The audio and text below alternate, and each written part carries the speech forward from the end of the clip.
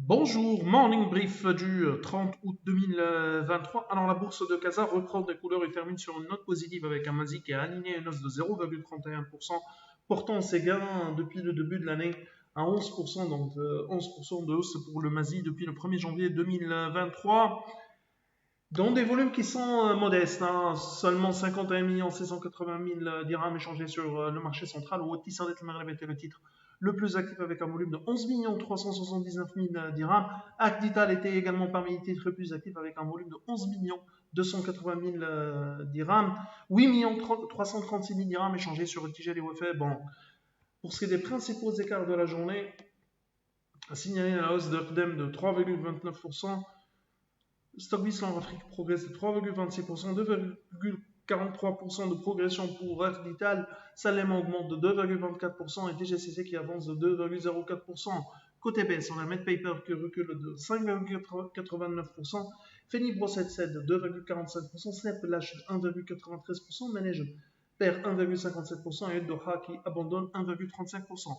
Alors on a un Taqa Morocco qui annonce une progression de 26,1% de son chiffre d'affaires à 7 448 millions de dirhams au terme de ce premier semestre 2023.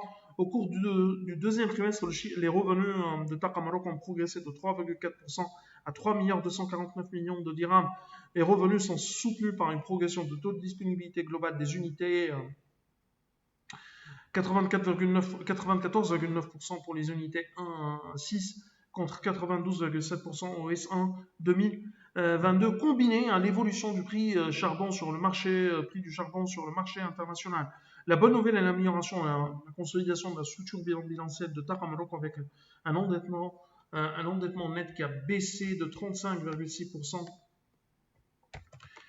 par rapport à fin 2022 à 4 420 millions de dirhams. Ces chiffres sont légèrement inférieurs à nos attentes. Alors on a Malsa Maroc qui a vu son chiffre d'affaires consolidé s'accroître de 6,3% à fin juin 2023 à 2 119 millions de dirhams. Le trafic global traité au cours de ce premier semestre par Malsa Maroc et ses filiales ressent en hausse de 8,4% suite à l'augmentation significative de trafic de conteneurs en transbordement de 30%. L'augmentation de 30% pour les trafics de conteneurs en transbordement au terme du premier semestre 2023. L'endettement net consolidé du groupe a reculé à 105 millions de dirhams, composé de 2 304 de dettes de financement et de 2 199 millions de dirhams de disponibilité avec un décalage dans le paiement au niveau de paiement de dividendes. Un chiffre d'affaires réalisé en ligne avec nos attentes puisque nous tablons sur une progression de 10% sur l'ensemble de l'année 2023. Notre objectif de chiffre d'affaires 2023 est autour de 4 344 millions de dirhams. On a un Bank of Africa qui a annoncé un PNB consolidé en hausse de 8,4% à 8 400 millions de dirhams sur ce premier semestre 2023. Le groupe affiche des crédits hors resales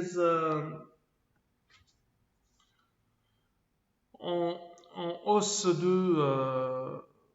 en légère hausse de 1% à 198 milliards de dirhams. Pour ce qui est des dépôts hors repo, elles s'inscrivent en baisse de 4,2% à 231 milliards de dirhams. Nous attendons la publication des comptes consolidés pour réviser légèrement à la baisse notre modèle. Alors, on a également HPS qui a annoncé de revenus en hausse de 14,2% à 296 millions, un peu plus de 296 millions de dirhams sur ce premier semestre. Les revenus ont progressé de 16,9% à 562 millions de dirhams, plus 21,6% à taux de change constant selon le communiqué de HPS. Cette solide performance résulte de la forte progression des activités paiement, plus 17,4%, et switching, plus 10,1%, compensant la baisse de l'activité testing, moins 2,1%. Les revenus récurrents ont augmenté de 4,6% à 368 600 000 dirhams au terme de ce premier semestre, soit une contribution de 65,6% en chiffre d'affaires du groupe contre 73,3% au premier semestre 2022. Des chiffres légèrement supérieurs à nos attentes, notre modèle sera actualisé après la publication des résultats S1 2023. C'est tout ce qu'on a pour ce matin. Nous vous remercions pour votre attention. On vous donne rendez-vous pour demain matin. Au revoir, à demain.